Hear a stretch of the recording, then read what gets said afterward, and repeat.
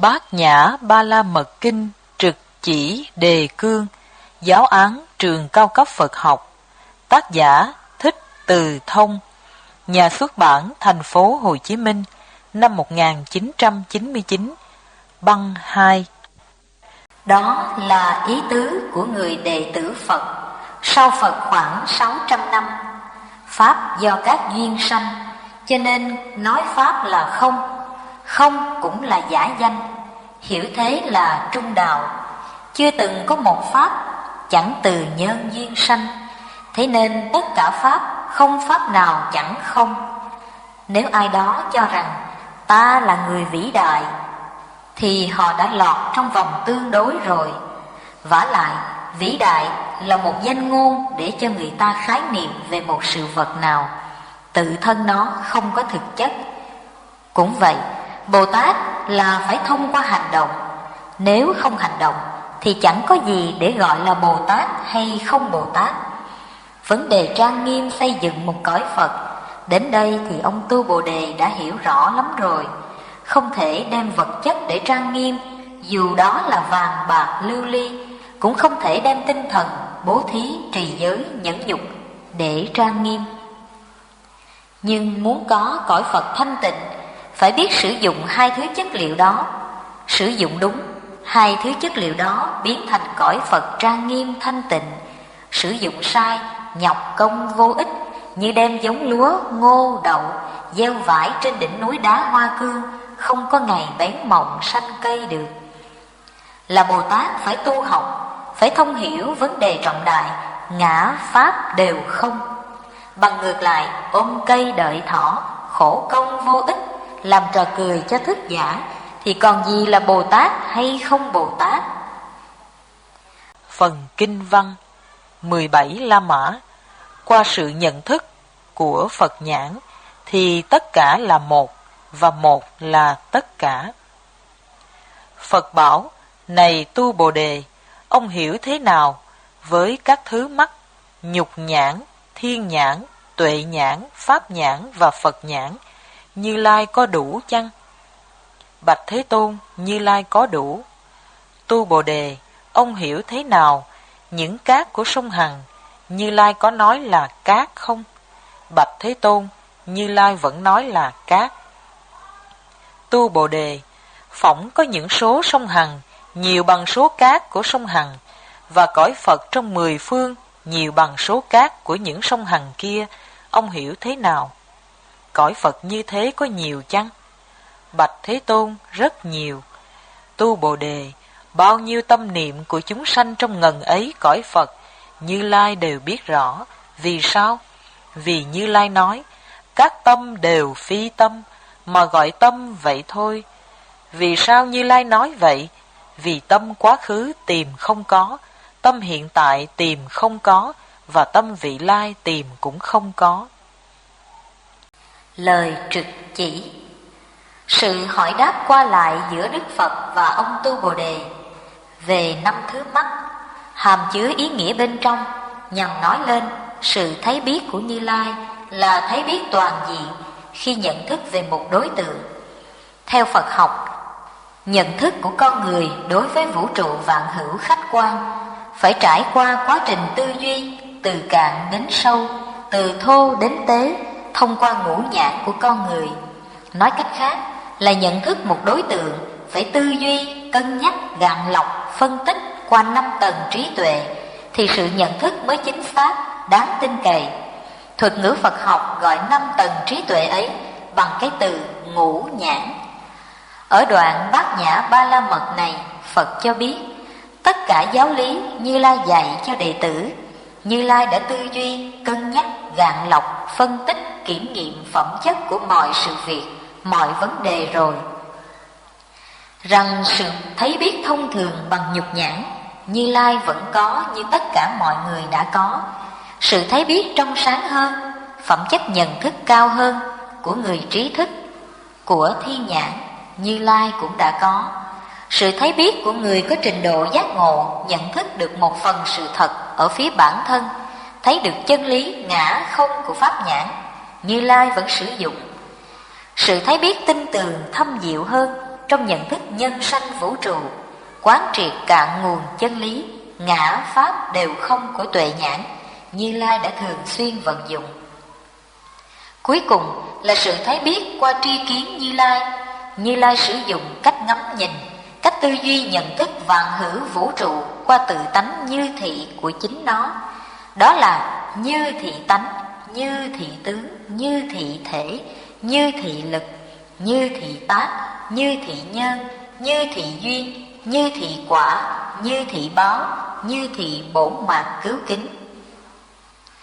Cát của một sông Hằng vốn đã nhiều, số sông Hằng nhiều bằng số cát, quả là vô số kể. Vậy mà cõi nước chư Phật mười phương nhiều bằng số cát của những sông Hằng kia, rõ là vô lượng vô biên, vượt ngoài tất cả số. Chúng sanh ở trong những cõi nước Phật ấy, nhiều phải nhân lên gấp nghìn muôn ức triệu lần. Thế mà Như Lai nói, bao nhiêu tâm chúng sanh trong ngần ấy cõi Phật, Như Lai đều biết rõ. Có phải chăng Như Lai muốn đề cao sự ly kỳ hy hữu của một đấng siêu nhân? Không, Như Lai không bao giờ là người kiêu hãnh tự đề cao, càng không bao giờ xem mình là một đấng siêu nhân như những người đệ tử kém cỏi đề cao Như Lai vô ý thức. Theo giáo lý Phật, tâm là ngôn thuyết giả danh để chỉ một tổng thể bao trùm tất cả biệt thể, một đồng thể dung nhiếp hết thảy dị thể, một thành thể tồn tại trong hoại thể của hiện tượng vạn pháp. Nói cách khác, tâm là chỉ sự bao hàm, sự dung nhiếp và duy trì sự vật hiện tượng tồn tại trong mối liên hệ mật thiết bất khả phân ly. Mọi sự vật tồn tại đều được biểu hiện qua sáu tướng viên dung ấy. Nhìn ở mặt biệt, dị, hoại, ta sẽ tìm thấy tướng riêng của sự vật hiện tượng. Nhìn qua mặt tổng, đồng, thành, ta nhận thức được tánh chung của vạn pháp. Vì thế, tâm chúng sanh dù nhiều bất khả thuyết vô lượng vô biên, Như Lai đều biết rõ, mà không vướng phải sự khó khăn nào, mà đó là một sự thật biện chứng rành rành. Tất cả là một, một là tất cả. Trong hệ tư tưởng triết học của Đại thừa Phật giáo Bát Nhã Không Tôn, Như Lai nói tâm vốn không phải tâm, mà gọi là tâm vậy thôi.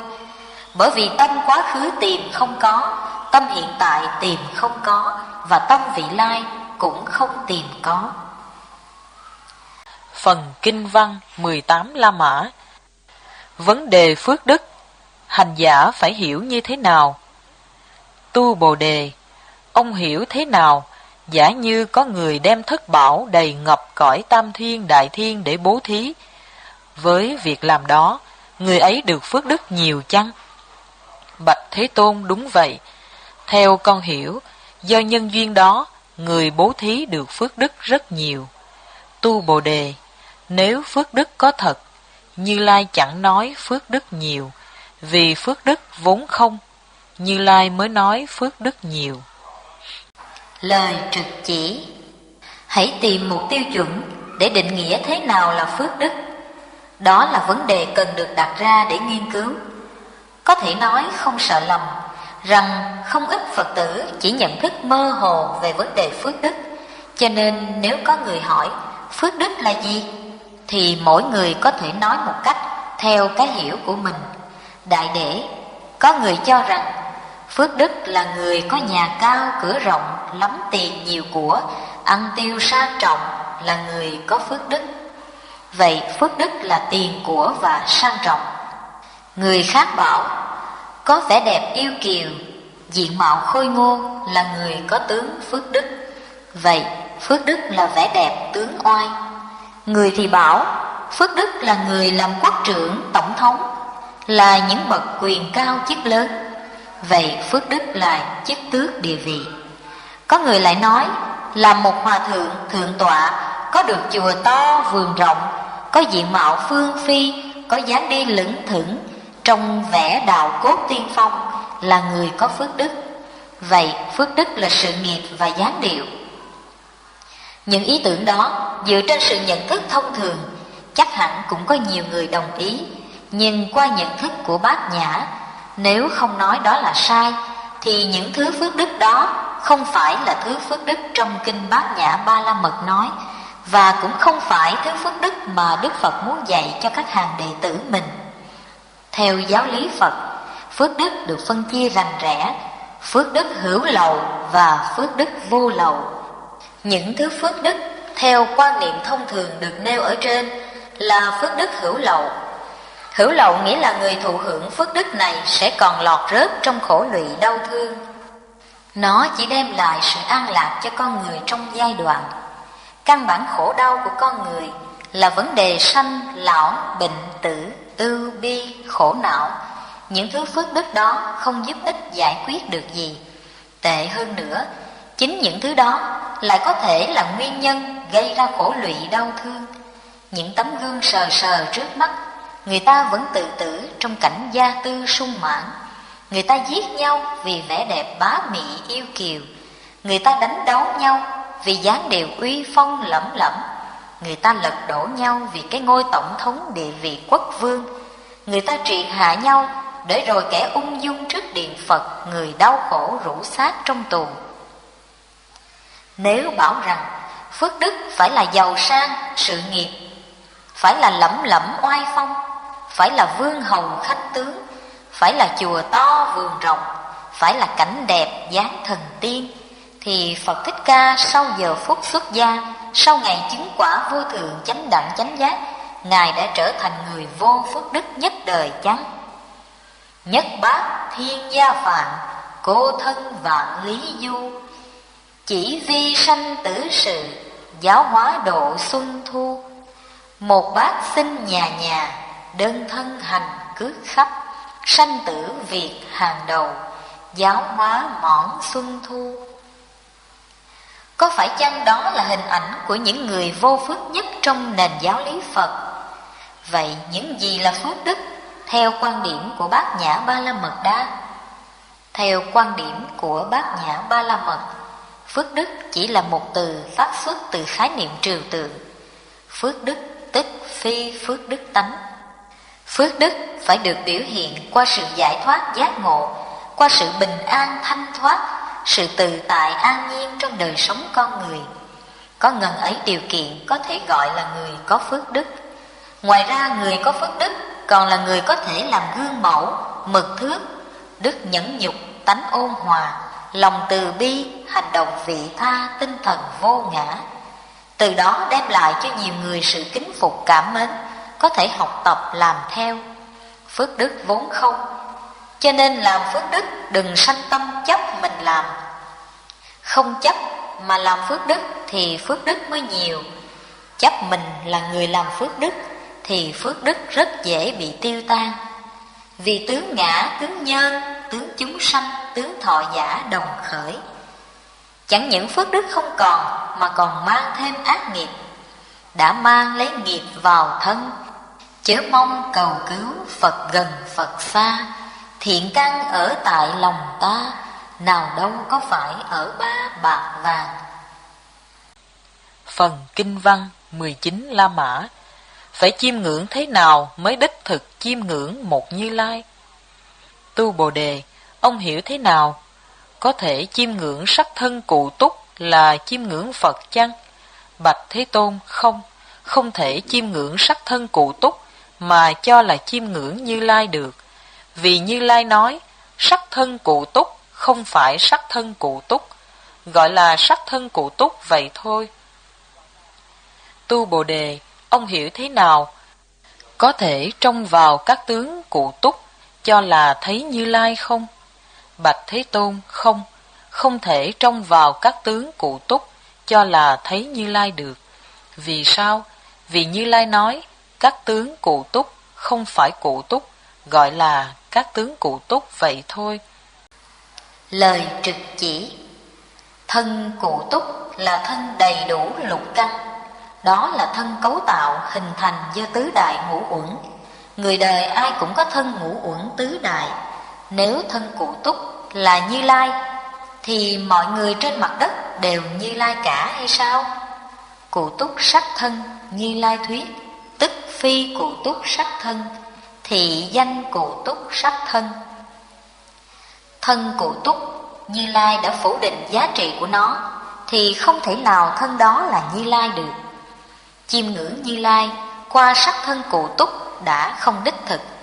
Nhìn thấy Như Lai qua chư tướng cụ túc cũng không đáng tin cậy. 32 tướng là do các nhà tướng số Ấn Độ đề ra. 32 tướng không phải là tiêu chuẩn của một vị Phật. Tuy nhiên, khi vận dụng thế giới tất đàn, thỉnh thoảng Phật có đề cập vấn đề 32 tướng tốt, rằng đó biểu hiện người có phước, là tướng của bậc đại nhân.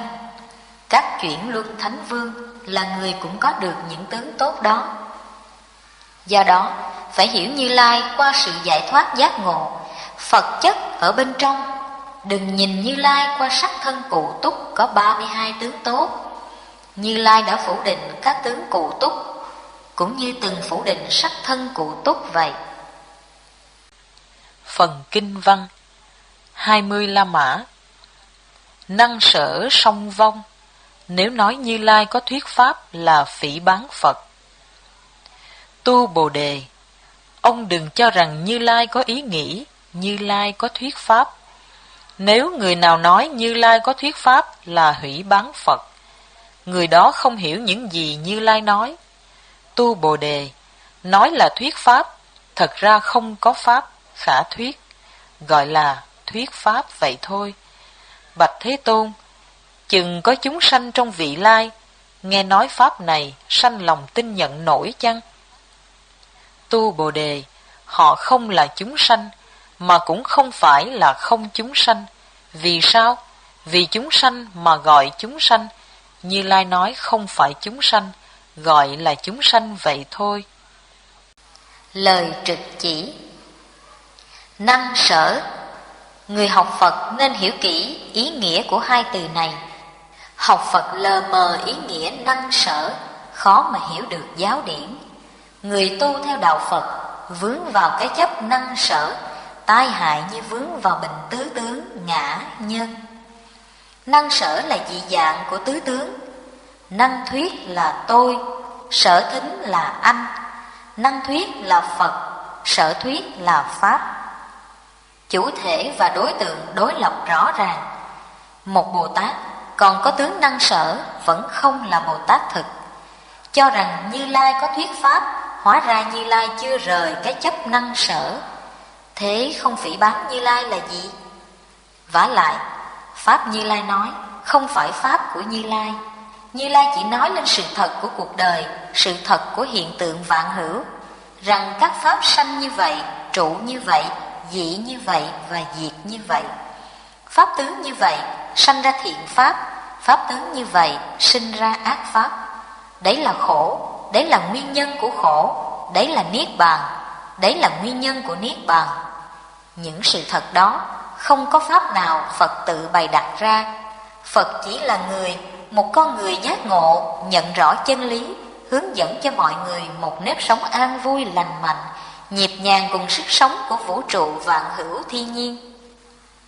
Do đó, Như Lai nói rằng thuyết pháp mà không có thuyết pháp gì. Ông Tu Bồ Đề sợ giáo lý quá cao sâu, có thể chúng sanh đời sau nghe không nhận nổi.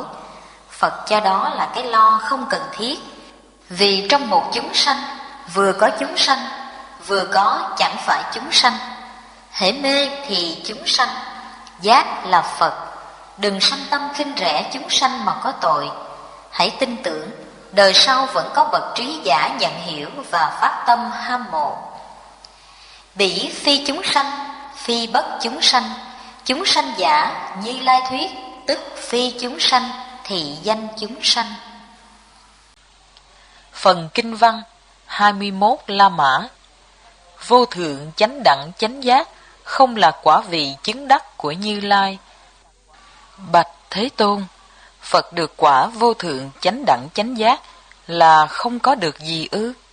Đúng vậy Tu Bồ Đề. Với pháp vô thượng chánh đẳng chánh giác, Như Lai không có được tí ti nào, gọi là vô thượng chánh đẳng chánh giác vậy thôi. Tu Bồ Đề, tại vì pháp đó bình đẳng, không có thấp cao, gọi là vô thượng chánh đẳng chánh giác. Vì không có ngã, nhân, chúng sanh, thọ giả, vì chuyển hóa hết chất ác, phát triển toàn pháp lành, gọi là vô thượng chánh đẳng chánh giác vậy thôi. Này tu Bồ Đề, nói rằng pháp lành, kỳ thực không có pháp lành. Như Lai nói pháp lành vậy thôi. Lời trực chỉ: nếu Như Lai chứng đắc, Như Lai đã mắc vào tứ tướng, thì không là Như Lai được nữa. Nếu Như Lai chứng đắc, Như Lai mắc vào năng sở, cũng đã mất chất Như Lai rồi. Vì thế Phật nói, với quả vô thượng chánh đẳng chánh giác, Như Lai không có chứng đắc một tí ti nào, gọi là vô thượng chánh đẳng chánh giác vậy thôi. Như Lai không là người năng chứng, năng đắc, thì pháp vô thượng chánh đẳng chánh giác tự nó hóa giải tiêu vong. Vì sở không năng thì sở không có lý do tồn tại. Phần Kinh văn 22 La Mã. Giá trị của Bát Nhã Ba La Mật vượt ngoài tỷ lệ thông thường. Tu Bồ Đề, giả sử cõi Tam Thiên Đại Thiên có bao nhiêu núi Chúa Tu Di, nếu đem gộp lại, thật là to lớn. Thế mà, nếu có người đem thất bảo chất thành đống to như những núi Tu Di kia để làm việc bố thí, phước đức của người này vẫn là hữu hạn. Kinh Bát Nhã Ba La Mật, nếu thọ trì, đọc tụng, giảng nói cho người khác nghe, không được nhiều, thì chừng 4 câu kệ, phước đức của người này nhiều hơn người bố thí thất bảo. Và nếu so sánh, phước đức người bố thí thất bảo không bằng 1%, 1/1000, 1/muôn, 1/triệu, thậm chí không thể tỷ lệ được.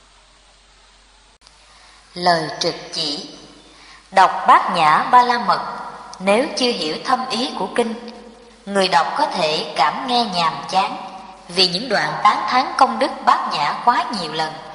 Nhưng nếu để tâm nghiên cứu, sẽ thấy sự tán thán và so sánh nhiều thứ nhiều lần, có hàm chứa dụng ý thâm sâu. Đành rằng kinh điển có câu: tài pháp nhị thí đẳng vô sai biệt, đàn ba la mật cụ túc thành mãn. Làm việc bố thí viên mãn thì phải thí pháp lẫn cả thí tài. Nhưng cần hiểu rõ rằng chư cúng dường trung, pháp cúng dường tối. Trong các cách cúng dường pháp là ưu việt. Vì Bát Nhã Ba La Mật là pháp sản sanh 3 đời chư Phật. Phần Kinh văn 23 La Mã. Với Bát Nhã Ba La Mật, năng sở song vong. Tu Bồ Đề, ý ông thế nào? Các ông chớ cho rằng Như Lai có ý nghĩ ta có độ chúng sanh. Tu Bồ Đề, ông đừng nghĩ thế. Thực ra không có chúng sanh nào Như Lai độ cả. Nếu có chúng sanh Như Lai độ, hóa ra Như Lai có tướng ngã, nhân, chúng sanh, thọ giả. Tu Bồ Đề, Như Lai nói, có ngã, chẳng phải có ngã. Người phàm phu cho là có ngã đấy thôi. Tu Bồ Đề, Như Lai nói phàm phu không phải phàm phu, gọi là phàm phu vậy thôi. Lời trực chỉ: nếu cho rằng Như Lai có độ chúng sanh, thì đó là người đệ tử chỉ hiểu Phật ở những mảy lông ngoài. Phật chất của một vị Phật họ chưa hề biết đến. Một Bồ Tát khởi ý niệm ta hóa độ chúng sanh, đã là phi Bồ Tát, Bồ Tát giả danh rồi. Như Lai khởi ý niệm có độ chúng sanh, sao còn là Như Lai được? Theo giáo lý Phật, chúng sanh ví như đơn vị tế bào của toàn thân Như Lai Phật. Làm cái việc lễ gai khi bàn chân mình bị dẫm phải, người trí có ai kể công với cái bàn chân của mình? Nặng mụn ở mặt, dán nhọt ở lưng mình, không phải là vấn đề ơn với nghĩa, mà ai cũng tinh tấn làm với một nhiệt tâm vô điều kiện. Phật là toàn thân của con người ấy, chúng sanh là những tế bào bị nhiễm bệnh trong cơ thể của toàn thân. Chăm sóc vết thương nhiễm bệnh của mình, không thể có ý nghĩ làm cho ta, cho ngươi, cho chúng nó, càng không có ước vọng nghĩa trả ơn đền. Thế cho nên độ chúng sanh mà Như Lai nói, Như Lai chẳng có ý nghĩ độ sanh gì cả. Tại vì chúng sanh chấp cái ta, tôi, nên Như Lai gọi sự chấp mắc đó là chấp ngã. Từ quan niệm ngã chấp, sanh khởi đối tượng chấp nhân, đó là tụi mày, chúng nó, bọn bay. Chủ thể đối tượng phân biệt ranh giới rồi, thì đồng thể đại bi tâm bị nát vụn ra từng mảnh một.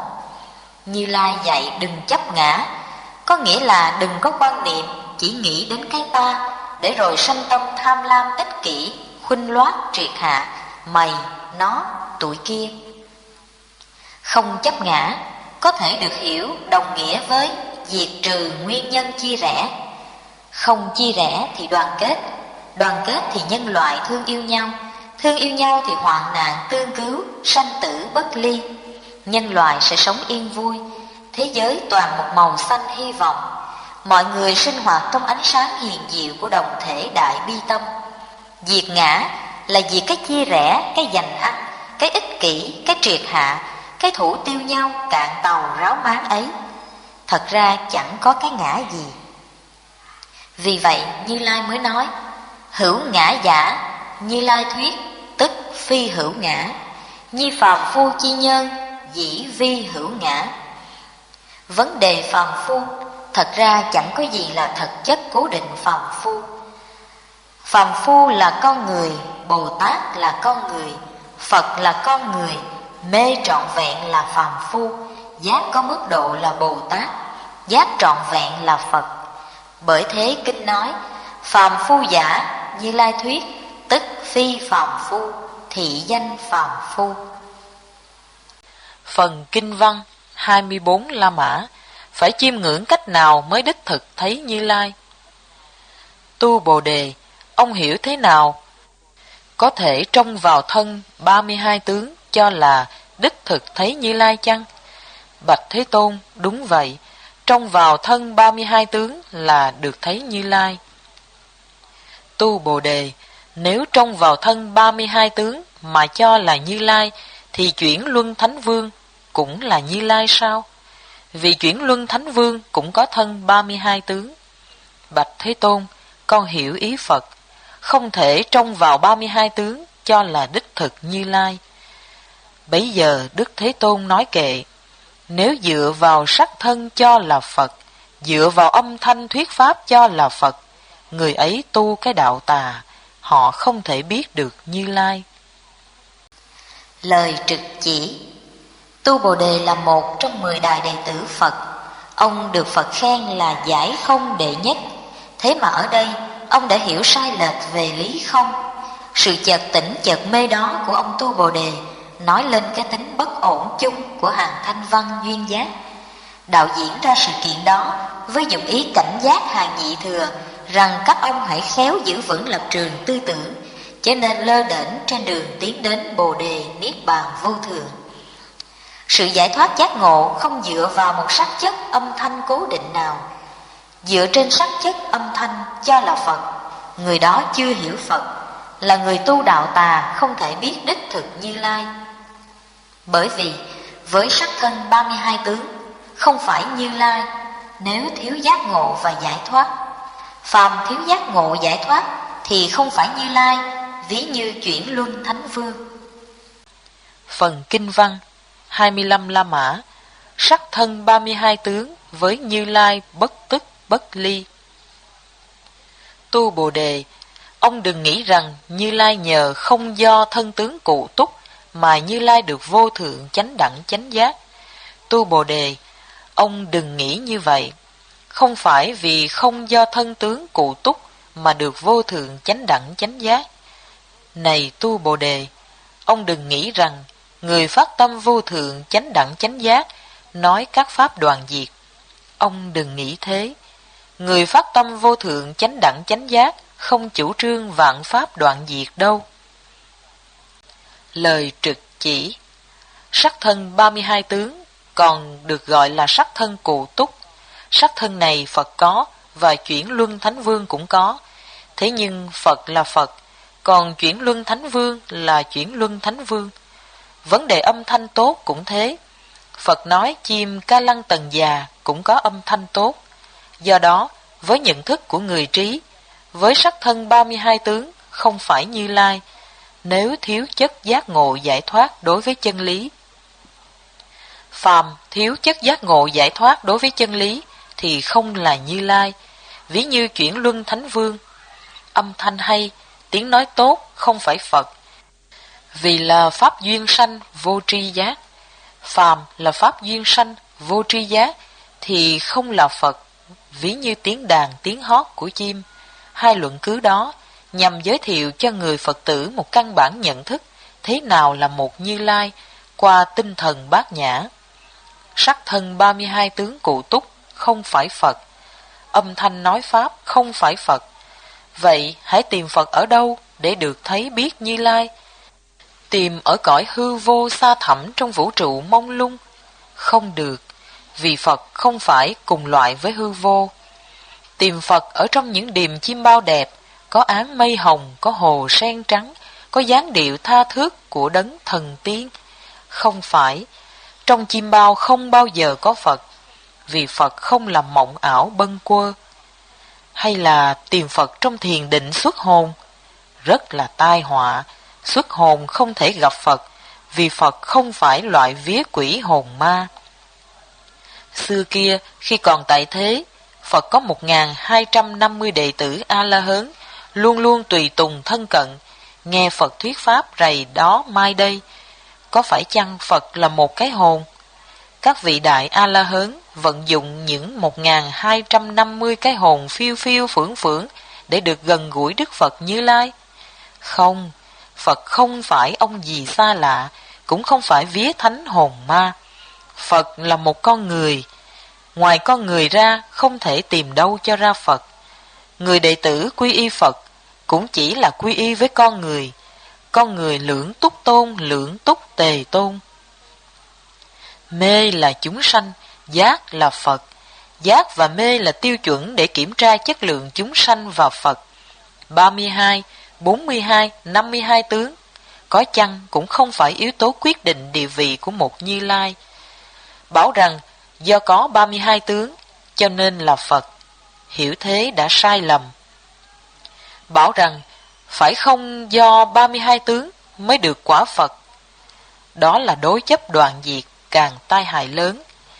Phật nói, người phát tâm vô thượng chánh đẳng chánh giác, không nói vạn pháp đoạn diệt, không chủ trương cái thuyết đoạn diệt ấy.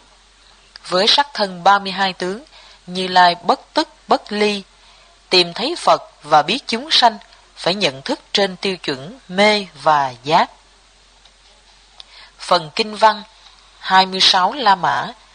Lý vô ngã, thể nhập như pháp nhãn vô sanh, người đó phước đức rất nhiều. Tu Bồ Đề, giả sử số thế giới nhiều như các sông Hằng, Bồ Tát chứa thất bảo đầy ngập tất cả để làm việc bố thí. Phước đức của Bồ Tát này vốn đã là nhiều. Vậy mà nếu có người nhận biết tất cả pháp vô ngã như thể nhập pháp nhẫn vô sanh, thì công đức của Bồ Tát này nhiều hơn Bồ Tát trước, vì Bồ Tát này là người không nhận lấy phước đức. Bạch Thế Tôn, Bồ Tát không nhận lấy phước đức nghĩa là thế nào? Không nhận lấy phước đức nghĩa là Bồ Tát làm việc phước đức mà không khởi tâm tham chấp công việc của mình làm, gọi đó là không nhận lấy phước đức. Lời trực chỉ. Muốn nhận biết tất cả pháp vô ngã, đòi hỏi phải có quá trình tư duy sâu sắc, từ tích không đến quán thể không. Nhận thức lý vô ngã đến độ như thể nhập pháp nhẫn vô sanh, lại càng đòi hỏi sự nỗ lực đấu tranh gay gắt, phải kiên trì bền bỉ đối với bản thân. Bởi vì ngã pháp là vấn đề then chốt, chúng là đối tượng đối kháng của người chiến sĩ Phật giáo xung kích diệt giặc phiền não vô minh. Nhận biết tất cả pháp vô ngã là công việc đầu tiên người chiến sĩ Phật giáo phải làm. Nhưng nếu chỉ biết tất cả pháp vô ngã, thì người chiến sĩ ấy mới vừa nhận biết mục tiêu đối tượng. Diệt hết, quét sạch kẻ thù, cần phải có hành động. Hành động thể nhập lý vô ngã như thể nhập pháp nhẫn vô sanh, đó mới là mục tiêu của người chiến sĩ đạt đến. Nói cách khác, vấn đề vô ngã và tất cả pháp vô ngã đối với người này đã đến trình độ tự tại. Nhận biết lý vô ngã không còn trải qua công dụng quán niệm tư duy, nó tự động, nó thành thục như hơi thở ra vào, như sự thấy của mắt, như cái bước của chân đi. Thể nhập đến độ hòa tan vào tự tánh vô ngã bản nhiên không ý niệm. Trạng thái ý thức đó gọi là trạng thái không nhận lấy phước đức của một Bồ Tát ở đoạn kinh này. Nói rõ ra, không nhận lấy phước đức có nghĩa là làm tất cả việc phước đức mà Bồ Tát không chấp lấy công việc của mình làm. Tuy nhiên, không vì vậy mà Bồ Tát ấy không có phước đức, vì theo Phật giáo, lời tha tức là tự lợi, cũng như cứu nước là đã có cứu nhà rồi. Phần kinh văn 27 La Mã phải hiểu thế nào về một Như Lai? Tu Bồ Đề, nếu có người nói Như Lai có đi, có đứng, có nằm, có ngồi, người đó không hiểu gì về Như Lai của Phật nói. Vì sao? Như Lai giả, vô sở tùng lai, diệt vô sở khứ, cố danh Như Lai. Đến không chỗ từ, đi không chỗ tới, đúng nghĩa Như Lai. Phải hiểu như vậy. Lời trực chỉ: có đủ 32 tướng Như Lai mà vẫn chưa phải Như Lai thật. Có 32 tướng giống Như Lai đã chẳng phải Như Lai. Dựa trên tướng đi, dáng đứng, cách nằm, kiểu ngồi hoặc tổng hợp tất cả những cử chỉ đó cho là Như Lai, lại càng xa với nghĩa Như Lai.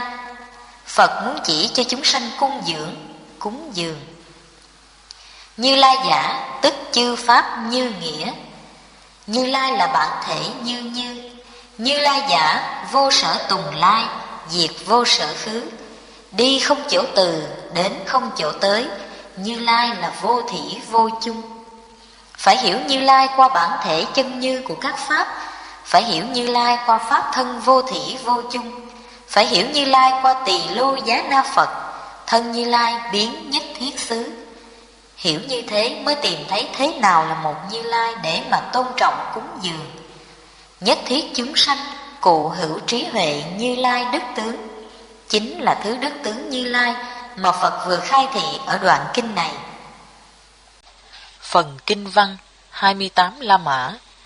Vi trần và thế giới chỉ là hai mặt của một thực thể tồn tại khách quan. Tu Bồ Đề, nếu có người thiện nam thiện nữ đem thế giới đại thiên nghiền nát ra vi trần, ông hiểu thế nào? Những vi trần đó có nhiều chăng? Bạch Thế Tôn, rất nhiều. Vì sao? Vì nếu vi trần ấy thật có, Phật chẳng nói đó là những vi trần. Vì những vi trần, Phật nói chẳng phải những vi trần, gọi là những vi trần vậy thôi. Bạch Thế Tôn, thế giới tam thiên đại thiên, Như Lai nói chẳng phải thế giới, gọi là thế giới vậy thôi. Vì sao? Vì thế giới nếu thật có, thì đó là tướng hợp nhất. Như Lai nói tướng hợp nhất, không phải tướng hợp nhất, gọi là tướng hợp nhất vậy thôi. Tu Bồ Đề, tướng hợp nhất không thể nói khẳng định, chỉ do những phàm phu họ chấp mắc việc ấy thôi. Lời trực chỉ: vi trần và thế giới chỉ là hai mặt của một thực thể tồn tại khách quan. Nếu hỏi thế giới là gì, người ta sẽ trả lời thế giới là quả địa cầu của chúng ta đang ở chứ còn gì nữa. Thế giới có cả ngàn chủng tộc, ngôn ngữ khác nhau, còn ai chẳng nghe các hòa thượng thượng tọa thỉnh thoảng đi hội nghị Phật giáo thế giới đó sao? Chỉ tạm khoanh vùng thế giới trong phạm vi nhiều người cùng chung hiểu. Nếu có người hỏi vi trần là gì, sẽ có người trả lời muốn có vi trần thì lấy thế giới nghiền ra, nghiền nát thế giới thành vi trần, hợp nhất vi trần thành thế giới, có gì nghĩ ngợi khó khăn. Khác với số người trên, có hàng thức giả nhiều tư duy, thích tìm hiểu thế giới tường tận bằng cách phân tích nguyên nhân cấu tạo, phát hiện yếu tố hình thành, tìm nguồn gốc của vạn pháp phát sanh. Từ xưa nay, có chẳng biết bao nhiêu lý thuyết, bao nhiêu con người đóng góp kiến thức để cùng phục vụ cho một mục đích ấy. Người ta gọi sự tìm hiểu nguồn gốc vũ trụ vạn hữu là vấn đề triết học. Nói đến triết học là đề cập vấn đề không giản đơn chút nào. Hồi sinh tiền, Phật có nói câu chuyện những người mù rờ voi. Chỉ một con voi thôi, thế mà những người mù diễn tả con voi qua nhiều hình dạng.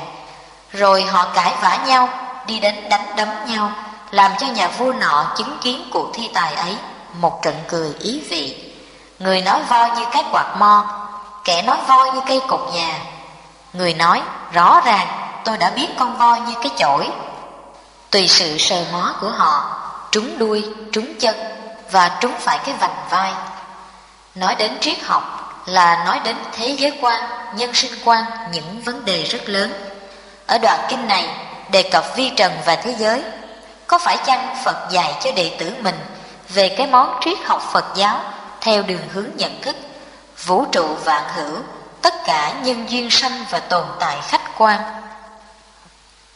Bởi vì nếu ta trả lời thế giới là gì, ta sẽ thấy thế là thời gian, giới là không gian, thế giới là thời gian và không gian cộng lại. Nhưng thời gian và không gian sẽ không là gì hết nếu không có một thực thể tạm đứng yên nào đó tồn tại khách quan. Nói cách khác, phải có sắc pháp hiện hữu tồn tại khách quan, vấn đề thời gian, không gian mới được đặt ra, mới có lý do tồn tại. Theo định nghĩa của Phật học, thế giả thiên lưu chi nghĩa, thời gian chỉ là một khái niệm phản ánh quá trình biến dịch vô thường vận động từng sát na của sự vật hiện tượng. Không có sự vật hiện tượng, không có thời gian. Không gian cũng thế, giới giả gián cách chi nghĩa. Không gian cũng chỉ là khái niệm nếu không có một thể tích to nhỏ, một kích thước rộng hẹp ngắn dài, một quy mô cao thấp của sự vật để choán một diện tích ít nhiều bé lớn, thì không thể có không gian. Do đó Như Lai nói thế giới chẳng phải thế giới, gọi là thế giới vậy thôi. Nói thế giới chẳng qua đứng bên mặt hợp mà nhìn một thực thể khách quan tồn tại, mà bất cứ cái hợp nào cũng là hợp của cái ly, cũng như bất cứ cái chung nào cũng là chung của cái riêng vậy. Ngược lại, vi trần cũng thế. Những vi trần Như Lai nói chẳng phải vi trần, gọi là vi trần vậy thôi. Thử hỏi vi trần là gì? Do đâu mà có? Có phải do nghiền nát thế giới có ra? Vâng, đúng vậy, do nghiền nát thế giới mà có vi trần. Do vậy, Như Lai nói, những vi trần không phải những vi trần, gọi là vi trần vậy thôi. Gọi là những vi trần chẳng qua đứng về mặt ly mà nhìn một thực thể khách quan tồn tại, mà bất cứ cái ly nào cũng là ly của cái hợp, cũng như bất cứ cái riêng nào cũng là riêng của cái chung. Vì thế, tướng hợp nhất Như Lai không thể nói. Không thể nói nghĩa là không thể nói khẳng định rằng đó là thế giới hay vi trần. Chiều hướng nhận thức thế giới quan của Phật giáo qua cái nhìn tổng quát của Bát Nhã Ba La Mật là như vậy. Phần kinh văn 29 La Mã. Phải hiểu thế nào về tứ tướng của Như Lai nói? Tu Bồ Đề, với vấn đề chấp ngã, chấp nhân, chấp chúng sanh, chấp thọ giả, có người cho rằng Như Lai nói có 4 tướng như vậy. Tu Bồ Đề, ông hiểu thế nào? Người đó có hiểu ý Phật nói chăng? Bạch Thế Tôn, không. Con cho rằng người đó không hiểu ý Như Lai nói. Vì sao? Vì Như Lai nói ngã, nhân, chúng sanh, thọ giả tướng, không phải ngã, nhân, chúng sanh, thọ giả tướng. Gọi là ngã, nhân, chúng sanh, thọ giả tướng vậy thôi. Tu Bồ Đề, với tất cả Pháp, người phát tâm vô thượng chánh đẳng chánh giác nên biết bằng cái biết như thị, thấy bằng cái thấy như thị, và tin hiểu như thị, đừng sanh tướng Pháp. Tu Bồ Đề, tướng Pháp, Như Lai nói chẳng phải tướng Pháp, gọi là tướng Pháp vậy thôi. Lời trực chỉ. Ngã kiến là sự phân biệt chấp mắc về cái ta, cái tôi. Cho ta có cái ta chân thường, vĩnh cửu, bất biến. Nếu chấp như thế là một quan niệm rất sai lầm. Theo giáo lý Phật, không có cái ta, cái tôi nào thực ngã bất biến cố định trường tồn. Cũng như vũ trụ vạn hữu, không có cái gì cố định đứng yên mà không vận động. Mọi sự vật đều tồn tại trong quá trình sanh diệt, diệt sanh, luôn luôn trong trạng thái vô thường vận động. Chính vô thường mới là thực nghĩa của chân thường. Mạc vị xuân tàn hoa lạc tận, đình tiền tạc dạ nhất chi mai. Bản thân con người chỉ là một giai đoạn đứng yên tương đối hoặc ngắn hoặc dài của một hiện tượng chúng sanh. Bảo đừng chấp ngã, ý Phật muốn dạy cho các đệ tử cái tinh thần mình vì mọi người vì mình, cái tinh thần vị tha vô vị kỷ ấy. Có như thế để xây dựng cho con người, cho xã hội loài người một cuộc sống an vui, hạnh phúc, hòa bình, tương thân tương ái. Đó là hình ảnh của một xã hội chủ nghĩa mà loài người tiến bộ trên toàn thế giới hằng mong muốn ước ao. Sự thật, ngã kiến hay ngã tướng không có một hình sắc, một tướng mạo gì. Nhân kiến cũng thế, nó là sự phân biệt, sự kỳ thị ở ý thức con người. Ta là ta, tụi nó không phải ta, tụi nó là phe của bọn mày. Phật bảo xóa đi cái nhân kiến, nhằm dạy cho đệ tử mình hãy sống với tinh thần đại bi đồng thể, hãy thương người như thể thương thân. Đừng làm đau khổ cho chúng sanh, vì làm đau khổ chúng sanh là làm tổn thương đến một vị Phật. Sự phân biệt kỳ thị, hành động gây đau khổ chúng sanh, tự nó trái chân lý, ngược lại nếp sống tốt đẹp, thân ái của loài người. Phật gọi sự chấp mắc gây ra sai trái đó là nhân tướng, vậy thôi. Sự thật chẳng có cái cụ thể nào là hình dáng, sắc màu của nhân tướng. Thế nào là chúng sanh tướng? Giả chúng duyên nhi sanh, cố viết chúng sanh. Đó là tướng vạn pháp do nhân duyên hòa hợp mà sanh. Nó là núi, là sông, đất liền, cỏ, cây, hoa lá. Nó là trời, mây, non, nước, ngân hà, thiên thể trong vũ trụ bao la. Nó là đền đài, nhà, phố, là miếu mạo đình chùa. Nó là bình, bàn, ly lọ, là trường kỷ, ấm chè. Nó là ô tô, máy kéo, quạt máy, tivi. Nói chung, tất cả hiện tượng vạn hữu đều gọi là chúng sanh cả, vì cùng một tính chất do nhân duyên hòa hợp mà sanh. Tướng duyên sanh của vạn pháp, Phật học cho đó là tướng như thị. Người Phật giáo nhìn vạn pháp qua cái chân lý như thị ấy. Do nhất thiết chủng thức, như thị biến, dĩ triển chuyển lực cố, bỉ phân biện sanh. Do nhất thiết chủng thức, nó biến như vậy, do sức vận động, hiện tượng vô vàn sanh. Bảo đừng chấp chúng sanh tướng, có nghĩa là bảo phải nhìn hiện tượng vạn pháp qua cái nhìn như thị tri, như thị kiến, như thị tính giải, bất sanh pháp tướng. Sự thật, chúng sanh kiến hay chúng sanh tướng, tự nó chẳng có cái riêng ngoài sự vật đang tồn tại. Thế nào là một thọ giả tướng? Đó là tướng sanh diệt, diệt sanh của sự vật.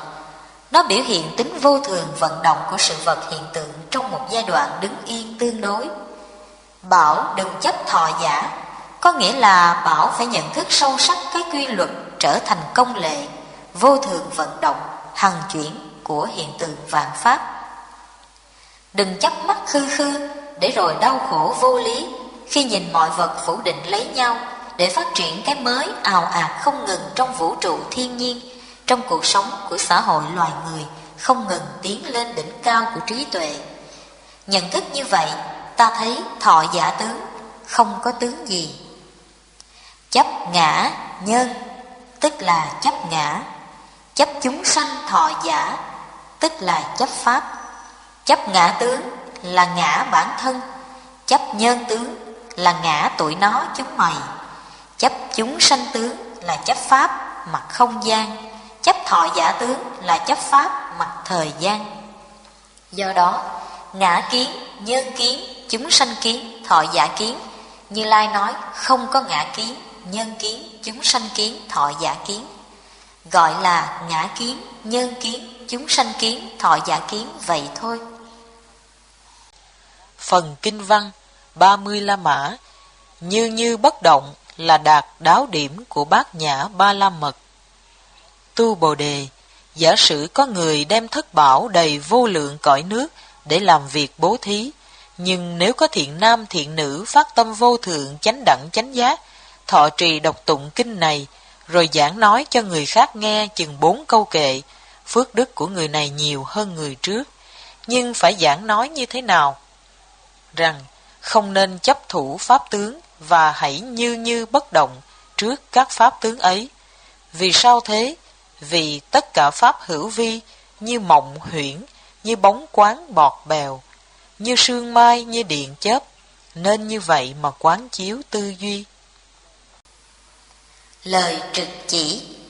Từ trước đến đây, không cần đếm kỹ là mấy lần, nhưng độc giả có lẽ đã nhớ vấn đề cơ bản của tư tưởng Bát Nhã mà Phật nói rất nhiều lần.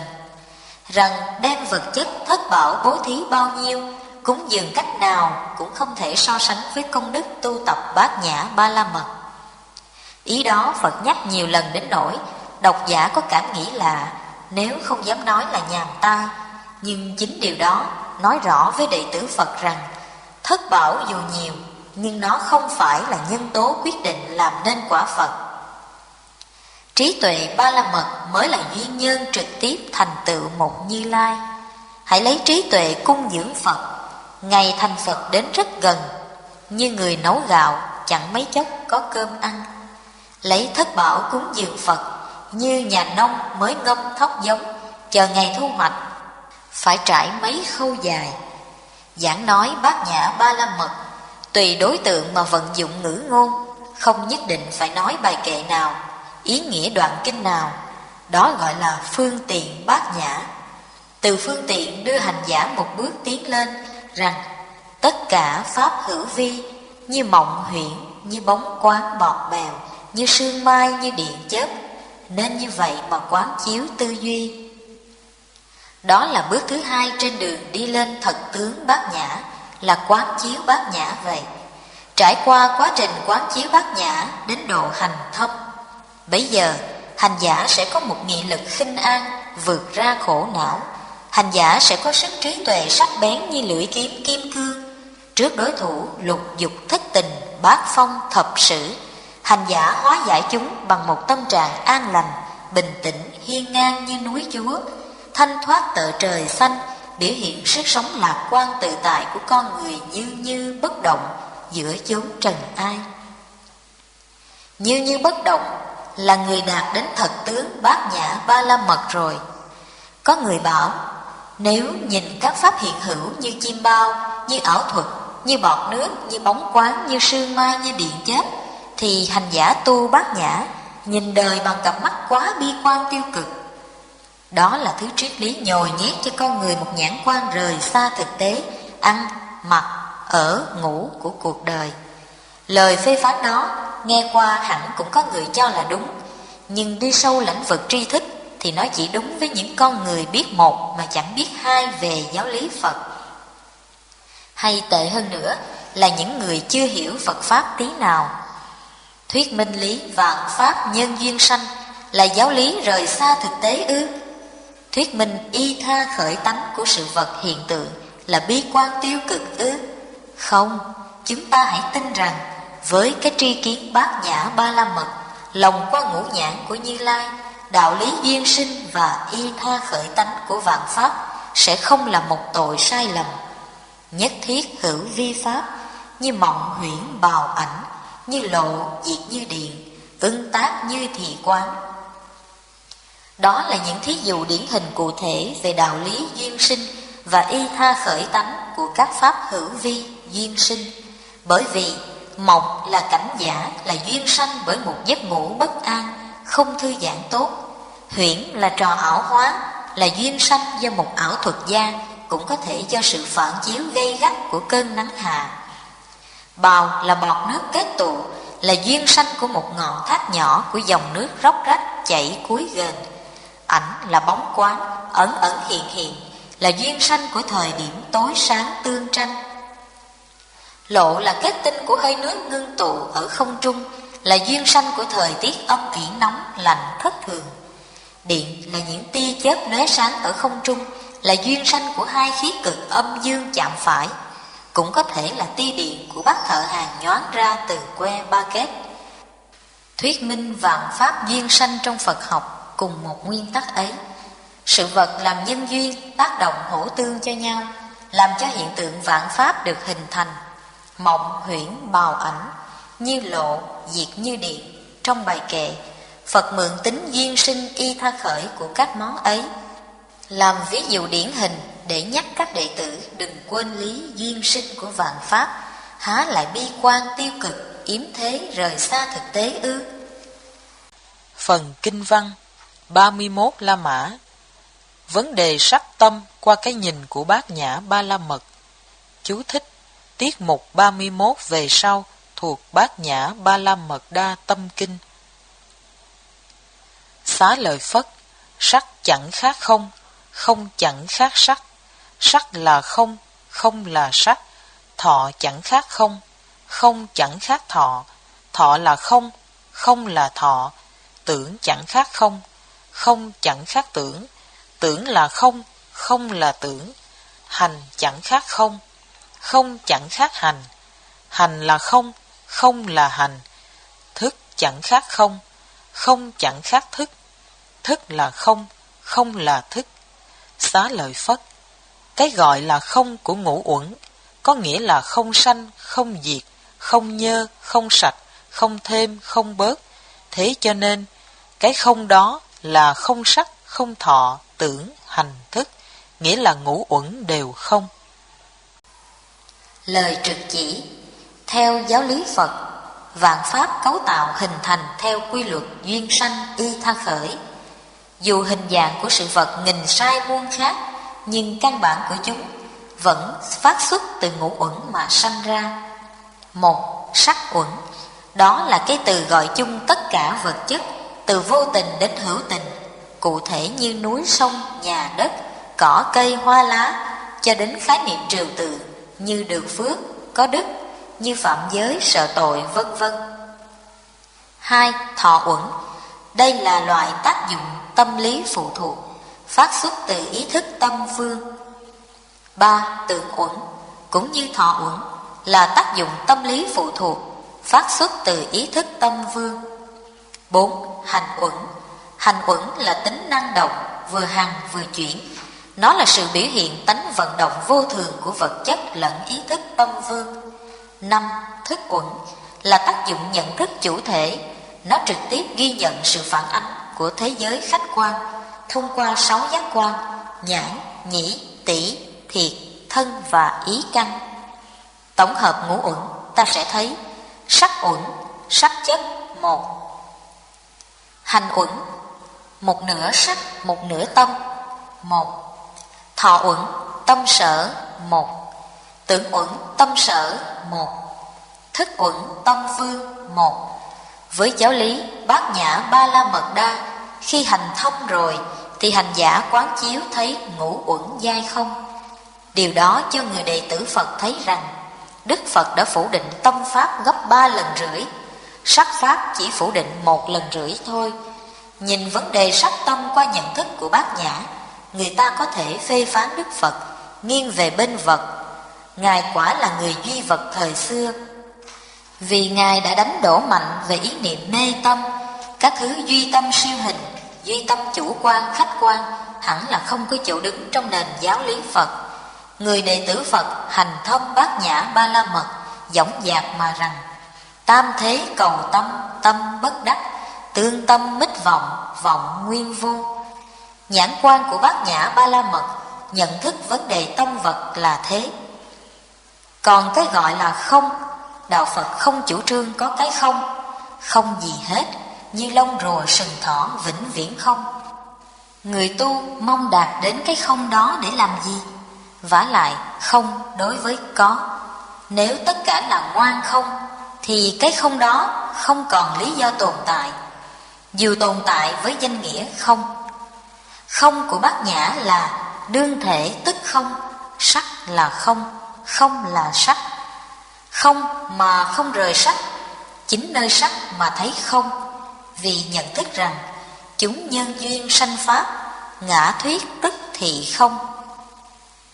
Tánh tướng của vạn pháp là như thị, rằng các pháp không sanh, không diệt, không nhơ, không sạch, không thêm, không bớt, mục đích nhằm diễn đạt tánh như thị sanh, như thị trụ, như thị dị, như thị diệt của vạn pháp.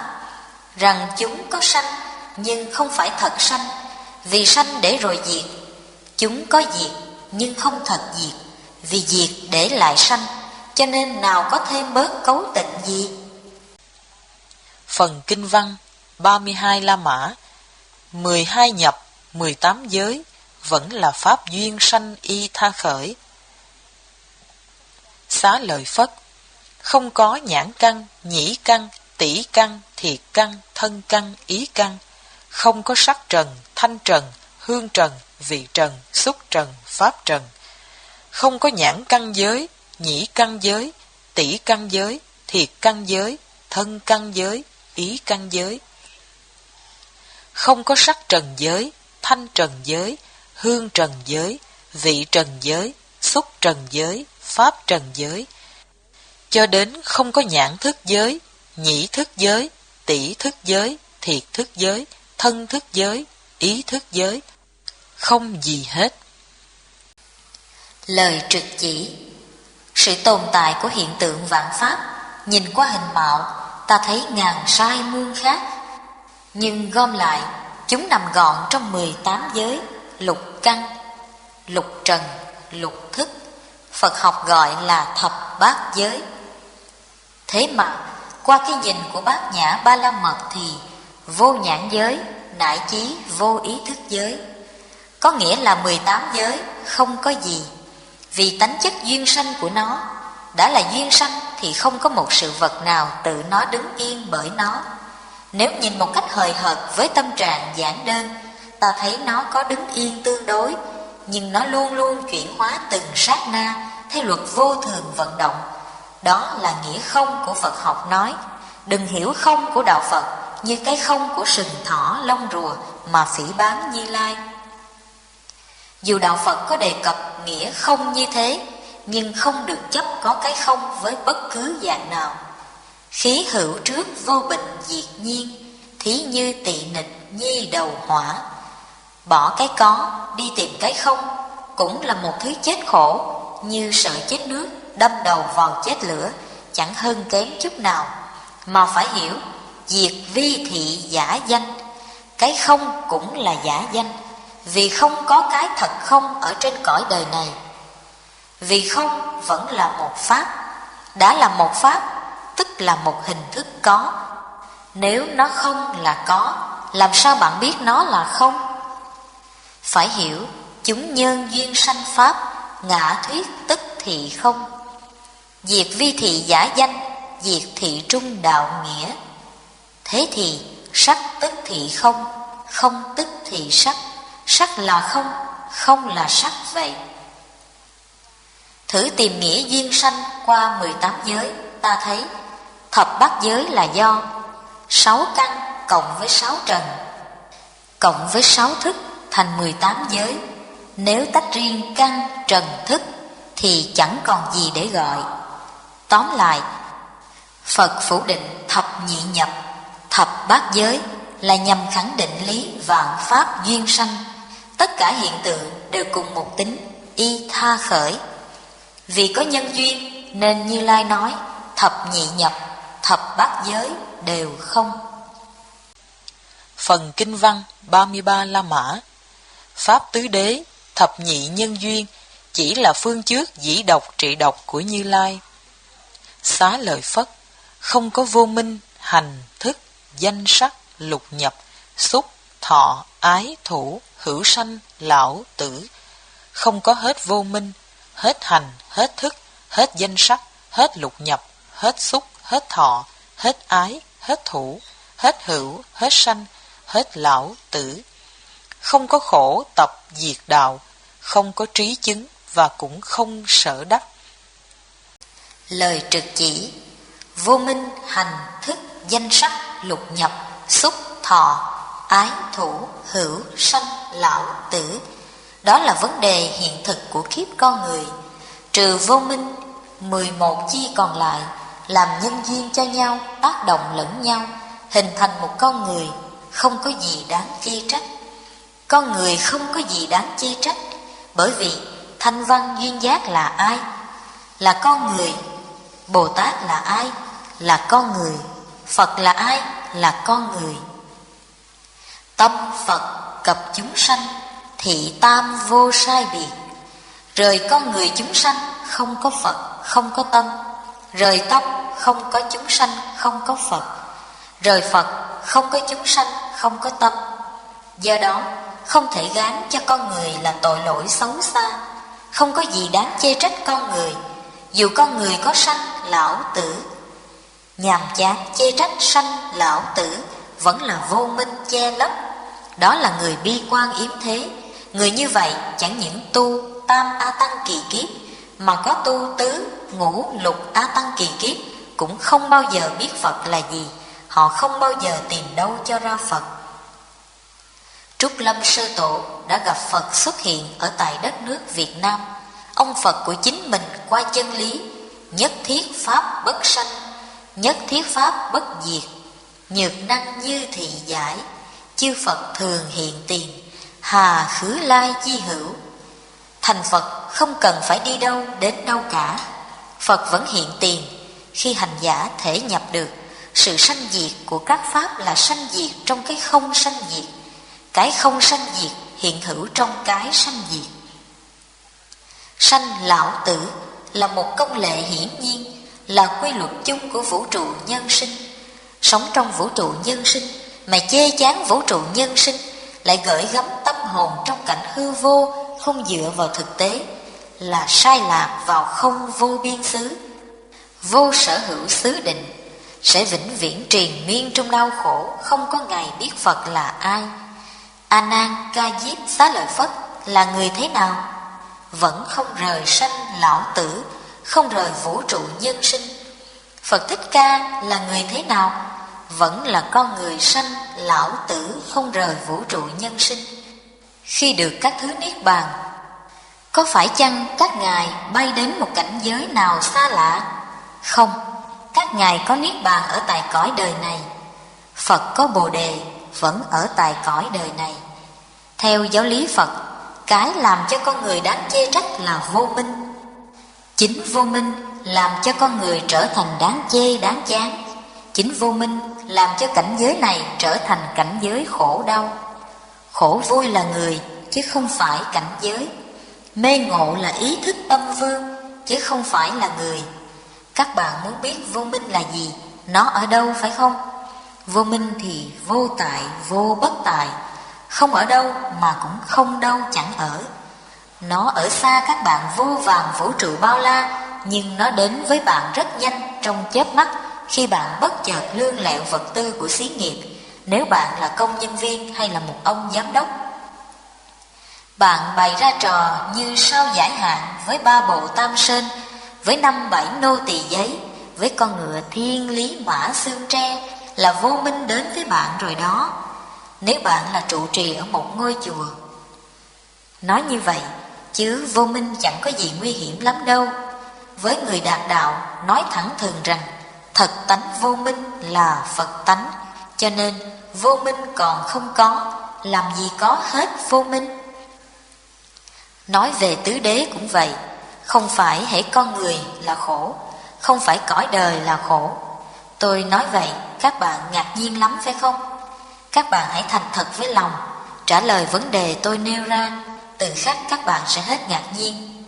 Xá Lợi Phất, tu Bồ Đề, Phật Thích Ca là người hay không là người? Khi được Bồ Đề niết bàn, các ngài là người hay hết là người? Khi các ngài được Bồ Đề niết bàn ở tại cõi đời này, hay các ngài đến một cảnh giới nào xa xăm khác? Các bạn trả lời đi, các bạn hiểu rồi chứ? Nếu chưa hiểu, mời các bạn tụng một bài kinh. Nhất thiết chư pháp, vô vi Phật pháp, nhi ngã bất liễu, tùy vô minh lưu, thị tắc ư Bồ Đề trung, kiến bất thanh tịnh, ư giải thoát trung, nhi khởi triền phượt. Tứ đế chỉ là pháp duyên sanh, vì có nhân duyên, Như Lai nói, nhưng đó là phương trước dĩ độc trị độc của bậc vô thượng y vương. Trí để chiếu phá vô minh, mà vô minh thì không tự thể. Vô minh không có thì Phật tánh bản nhiên tự hiện. Người xưa nói thiên giang hữu thủy, thiên giang nguyệt, vạn lý vô vân, vạn lý thiên. Bao sông có nước, bao trăng hiện, mấy dặm không mây, mấy dặm trời.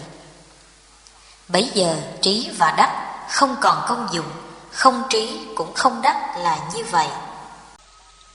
Phần kinh văn 34 La Mã, Bát Nhã Ba La Mật là duyên nhân của vô thượng chánh đẳng chánh giác.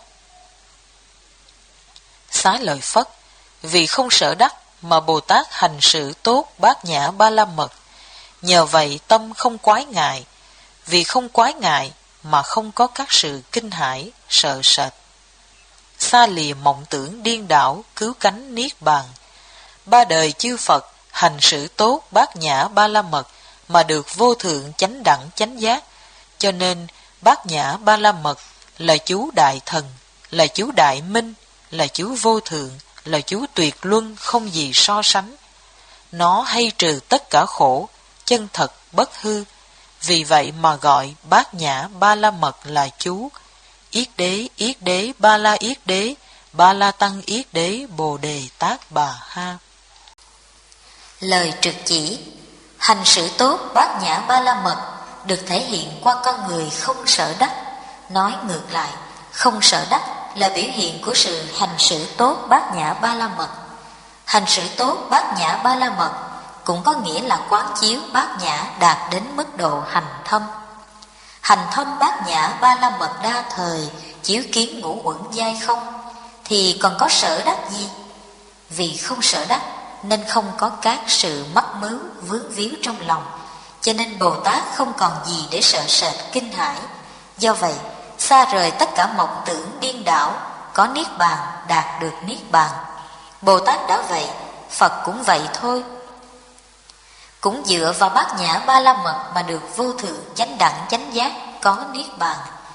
Niết bàn của Bồ Tát có khác với niết bàn Phật ở chỗ vẫn cứu kính nhưng hữu thượng. Còn vô thượng chánh đẳng chánh giác và niết bàn Phật thì vô thượng. Cái yếu tố kết hợp hình thành Bồ đề niết bàn là Bát Nhã Ba La Mật. Bát Nhã Ba La Mật là duyên nhân Phật tánh. Bát Nhã không phải là kinh, càng không phải là chú, nhưng vì phàm phu ngoại đạo họ chấp mắc, tự hào với những thứ chú đại thần đại minh của họ, trong khi Bát Nhã Ba La Mật đa tuyệt diệu hơn, lợi lạc chúng sanh hơn gấp hằng hà sa số vạn ức tỷ lần. Vì lợi ích chúng sanh, vận dụng phương tiện, Phật phải nói lời so sánh rằng Bát Nhã Ba La Mật đa là chú đại thần, là chú đại minh, và còn hơn thế nữa là chú vô thượng và chú vô đẳng đẳng, hết đường so sánh. Và nó có khả năng trừ hết khổ lụy chúng sanh.